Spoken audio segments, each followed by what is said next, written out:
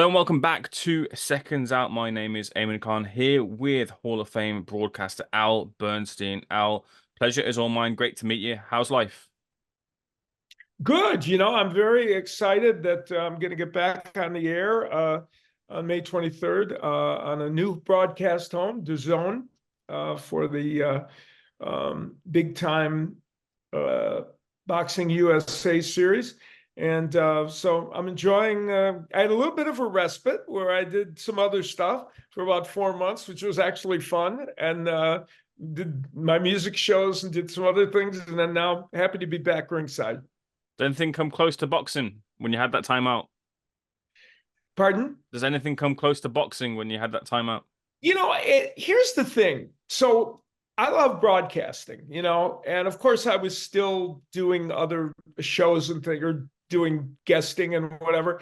But I had a period at ESPN when I was leaving. The last 4 years I was at ESPN, strangely, after I wasn't on their top ranked boxing series, I had about a 4 year period at ESPN where I did very little boxing at ringside. I covered boxing, I hosted shows, I covered other sports, and it was fascinating. And I said to myself, so if the rest of my career goes this way, will I be happy? And then Showtime came and said, they hired me away from ESPN to get back to ringside. And I didn't realize how much I missed doing that, until I got back to it. So yeah, I enjoy being ringside and calling fights. There's there's the fact that you're watching something that is going to happen in front of you and you have no idea what it's going to be. You have preparation and you're going to use notes and everything, but it can be anything, right? With that said then, and switching gears to the undisputed fight this weekend, what's the buzz like? What's your finger on the pulse in terms of the buzz for Fury Usyk? Now, naturally, there won't be as much because neither fighter is from America, though Fury has had a stint in America. But is it as big as maybe this might have been more than a few years back, I guess? You talk about Fury and Usyk? Yeah. Yeah. It would be I think this fight has organically grown. I think it's kind of gotten a life of its own, if that makes any sense. Of course, it's been promoted and hyped and whatever, but I think that worldwide and in the US, I think that fight has captured the imagination of people for a variety of reasons. Fury is a larger than life figure. Boxing fans have come to understand who Usyk is. I think they've come, especially boxing fans, maybe not all the casual boxing fans, but that's where Fury comes into play, right? Because more casual fans know him. I just did a radio show with somebody here in the United States. I could tell doesn't cover boxing very much. And he said, do you give Usyk any chance in this fight? Right. Yeah. So I was like, okay, he doesn't really know. Because he knows Tyson Fury's famous and whatever. I said, well, no, actually, it's a very close fight. But most people that enjoy the sport know who Usyk is, and they know how special he is and what he brings to the table. And I think this fight has captured the imagination of people. I think it'll be a success on all levels, and I hope that it's a success in the ring. I think it'll be an interesting fight, maybe a little bit of a chess match for part of it, but I think it's going to be fascinating. And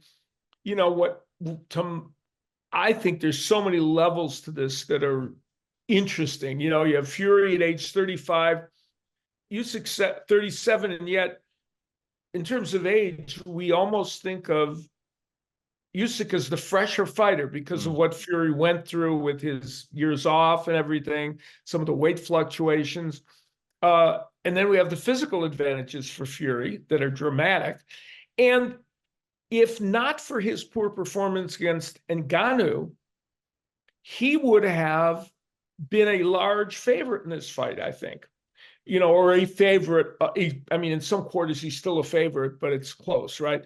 But that performance put a pall on things. And even with all the physical advantages, it's given people doubts. Now, I believe that Tyson Fury is going to perform better in this fight than he did against Ngannou. I chalk a lot of that up to him, his bad training habits and lack of focus. So I'm sure we'll get a better effort from Tyson Fury. But it has created lingering doubts. Of the fights that you've either covered, or seen with your own eyes, not covering it, is there a fight that you think this might replicate? A lot of people are talking about from a Fury position that if he's to win, he might need to make it boring like he did the Vladimir Klitschko fight and win that way. Tactically brilliant, but well, I've covered Tyson Fury a lot because I did a bunch of his early fights on Channel 5 in the UK on that network. And we also covered him on Showbox. And then I got to see him, of course, in his first fight with Wilder. I covered that one. You could go two ways with this, right? The Tyson Fury that won against Klitschko and the Tyson Fury that has shown us boxing skills, fascinating for a big man. He was taught to fight tall and has mastered that for the most part and use his physical advantages. But then we saw him against Deontay Wilder, a smaller heavyweight, not small in height, but small in physical stature. I think less strong in physical stature than Usyk, even though Usyk is up from cruiserweight. I think Usyk is stockier, right? So we saw him bully Wilder. So he has two options in this fight. There's no question he can try to use his height and reach and see if that allows him to just control a fight at range. Usyk's pretty good at jabbing his way in and then flurrying and getting out if he wants. From range, also Usyk is better at range against these bigger fighters. We saw it against Joshua than we think he might be, right? But Fury can do that, or he can roll the dice and say, I'm the bigger man, though he's lost a lot of weight for this fight. It appears, or seems to be less. I can roll the dice and try and bully him. I don't know which. I think we're going to see maybe a little bit of both from Fury. Who strikes out to you as the better fighter of the two? Oh, that's a tough question. Well, Oleksandr Usyk is technically so sound, right? I mean, he throws combinations. He throws good straight punches. He's got defensive skills. His foot movement is very good. It's not that he's going to roam around the ring all over the place, but he has really good foot movement. He is as technically a sound fighter as you're going to see. But Tyson Fury understands his strengths and uses them well. It's got a great jab. He has a better left hook than people give him credit for. He's not a left hook artist, but he can hurt you badly with the left hook. And his defensive skills, especially for a heavyweight, are exceptionally good. If you had to say who is technically the better fighter, I think most people would probably lean to Usyk. Whether that equates to a victory is a question. So I know you've covered this a little bit in your previous answers, but for each fighter, give me the keys to victory. Okay, number one for Fury, establish the jab. And he's fighting a lefty, so sometimes that's a little harder, but he can do it because that will help him keep distance. The other punch that I think is going to be might be a weapon in this fight. We're expecting the straight right hand because people always say that works against the lefty and that's what you want to land. But I think if this fight's going to turn for Fury, it may turn on a left hook. He hurt Wilder with left hooks. He's hurt other people. I'm not sure his left hook isn't more powerful than his right hand, which seems odd to say. But so I think he's got to be attempting that punch and doubling with it to the body and the head. That's a place where maybe you can get to Usyk a little bit. And the other punch that I think Tyson Fury if he gets in close, the big punch for him is going to be the uppercut. I believe that could be a really, really big weapon for him. For Usyk, I think throwing combinations is vital. He's going to have to keep Tyson Fury busy with his combinations. He too needs to start it off with the jab. But I see him wanting to, at some point in this fight, he may be on the outside for a while, and he may do great on the outside. And if he does, he may not change that. But I see him trying to get inside, flurry, flurry, flurry, get out.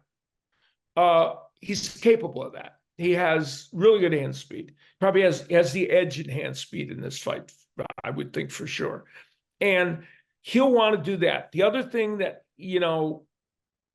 I think he wants to do is test Tyson Fury's body if he can.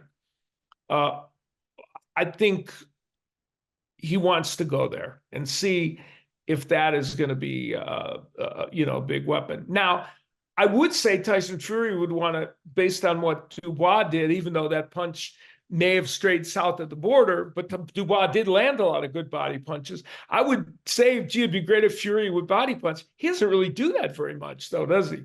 It's not really his stock in trade. Maybe they worked on that, and maybe that's something he might think about doing. Are you confident that the cut is fully healed and won't play a factor into the fight? Well, that's a very valid question. I'm going to say that I hope so for everyone's sake, not just for Tyson Fury, because we want a great fight and we don't want that to be the issue. I think it probably has. They put it off long enough, and which raises the other question: who did this delay help or hurt, if there is such a thing?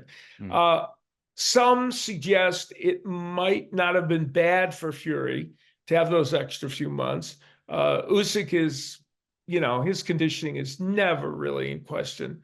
But the cut will be certainly a question that we're going to ask ourselves going into the fight, how well, it is. And the other thing, I wrote a column for Ring Magazine in which I talked about what happens in the ring is important, and we hope it's going to be entertaining, and we hope it's going to be a really good fight.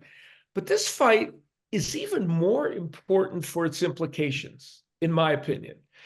We have this cruiserweight who erased the cruiserweight division, came up to the heavyweight division, won the heavyweight title, is now trying to be undisputed. Okay, it's historic what Usyk has done. Tyson Fury, for his part, has created an amazing tableau of his career. Looking like he might be out of the sport, getting up when no human looked like they could get up against Deontay Wilder, and winning the rest of that round, which is staggering. Staying undefeated, doing remarkable things, and helping along with Joshua and Usyk as well, and Wilder, to reinvigorate the heavyweight division. So you have these two men coming together at a unique point for a historical fight. And if whoever wins this, they're going to have created an amazing narrative. If you had to look at it from a historical standpoint, Usyk's narrative would be even more remarkable in a certain way. And it's taking nothing away from what Tyson Fury has done, because it's crazy for somebody to come to destroy the cruiserweight division, dismantle it, get all the way up to heavyweight. Now, Evander Holyfield did it, which is pretty extraordinary. But here's, Usyk repeating that amazing feat. So, but which isn't to take anything away from what Fury would accomplish with this. So this fight is a very historical fight. Lastly, I'll close off with this. For the winner, whoever it will be at the weekend, how do they compare to the other heavyweight greats of past generations, namely Lennox Lewis, the last undisputed heavyweight champion? Yeah, that's interesting. And the Lewis Lewis is who is over there, and he's a fan. To me, Lennox Lewis is. I always say this, and sometimes I'm on a show and I say it, and people they look at me. I actually think Lennox Lewis, at his best, wouldn't have lost to any heavyweight in history. Period. I believe that. So, I think what Lennox Lewis did, and he lost twice, but he reversed both those losses. And I think both those losses were, and again, you have to go in the ring and do it. I don't think he was prepared. He slacked off for those fights, then he got it back. But so Lennox Lewis to me is the gold standard in terms of competition in a ring. That doesn't mean, does that mean he's the greatest heavyweight of all time? I don't know. It depends on how you look at it and how you merit wins and everything. He's got to be right up there. But Fury and Usyk, here's what I say about them. And I've covered, I've been covering boxing since 1980, right? So even a little bit before that. I was a print journalist watching Kenny Norton and Larry Holmes in their great 15-round battle and those fighters of the 70s, and certainly saw fighters in the 70s. These two men would compete very effectively in any era of the heavyweight division. Where would they be? How would they win? I don't know. I'm not that big on that kind of stuff anyway. I never do the pound for pound list, and it's always hard to tell. But I can tell you from covering, having seen these matches and seen those heavyweights, I guarantee you these two would be no picnic for any of the great heavyweights of the past. It would be, they would be able to get some wins. They might get a loss or two here, who knows how they would fare, but they're right there with them. Because look at Usyk. He's going to come in at 230 or something. That's a full life-size heavyweight, especially in the old days, right? Even back 20 or 25 years ago. And Fury is unique, right? Because of this size and because of his chin, which is ridiculous, right? I mean, so all those things. So yeah, I say they're really, really, really good. And you can put them in any era and they would be hell on wheels. Well, great to hear you, and see you back on May 23rd, Big Time Boxing USA, as you mentioned. The return of Jermaine Franklin as well, too, in with Devin Vargas. With the heavyweight division so fluid right now, Jermaine will be keen to get back in the mix, having has his stock raised in defeat against two Brits, which we've seen over here in the UK. Yeah. But really important for him to no slip-ups here if he wants to get into that mix again. Yeah, he's a 30-year-old, and heavyweights at 30 are not old, right? That's kind of right the place where they tend to still thrive until their mid-30s. And, he performed very well, as you know, against Dillian Whyte, a terrific fight, a draw that could have gone either way. And then, was not able to get it done against Joshua. Joshua fought very well in that fight. And of course, we know Anthony Joshua, when he's at his best, is a terrific heavyweight, one of the best in the world. He has one win since that Joshua loss, and now he's taking on Devin Vargas, who is a former great amateur, a little older as a heavyweight now. I think it's important for Jermaine Franklin to do a couple things. Some criticized his lackluster offensive performance against Joshua. And I think it's important that not only does he get these wins, but that he shows the dynamism that he was capable of showing, and did show a lot of it in the Whyte fight. Because as you aptly pointed out, the heavyweight division is very fluid, and all of the upper echelon heavyweights, most of them will be out of the sport in 2 years, right? Most likely. They're in their late 30s already. So for somebody that's 30 years of age, if they've got a 4 or 5 or even 6-year life expectancy as a heavyweight, they can say, okay, I need to not slip up, but I have enough time to get back into the mix. Moving on to and appearing on the undercard as well are the likes of Pagan and Develle Smith, who Dmitry Salita is kind of given opportunities to and wants to see sort of like the flowers, giving them the water to raise the flowers up to the top heights of the sport. What are we seeing of both Pagan and Develle Smith, and how far do you think they can go? Yeah, now Pagan has a very, very interesting fight against Roger Hilly, also an undefeated fighter. Pagan's 9-0, Hilly is 13-0. And Hilly is early in his career didn't fight great opposition, but his last couple of times out has done a little better. Certainly Pagan will be even though he's got more wins and he's 13-0 and he's a little bit a harder puncher, Pagan will certainly be the toughest fighter that he's faced. Ironically, Roger Hilly comes to Detroit with the nickname of the Hitman. So they'll know that nickname in Detroit. As for Joshua Pagan, at age 24, a tall, lanky lightweight who, is for that division, when you are that tall and that lanky, it gives you an immediate advantage. He's a very talented fighter. And this represents also another increment of him going up. And we'll see how well he handles it. But there's no question he's a fighter that age 24 has lots of blue sky potentially ahead of him. This is right at the point, and that's a lot of what the series that Salito Promotions does. It's a lot of what it's about to be very much like Showbox was on Showtime, to show these young fighters against other young defeated fighters at that point. As for Develle Smith, he is really a fighter that many people have high expectations for. And his opponent is not undefeated, not quite where Pagan's is yet, but he can't stub his toe, obviously, at this point. And he is a very, very good prospect. I mean, I think he is a fighter that people are going to watch in the next couple of years and really enjoy.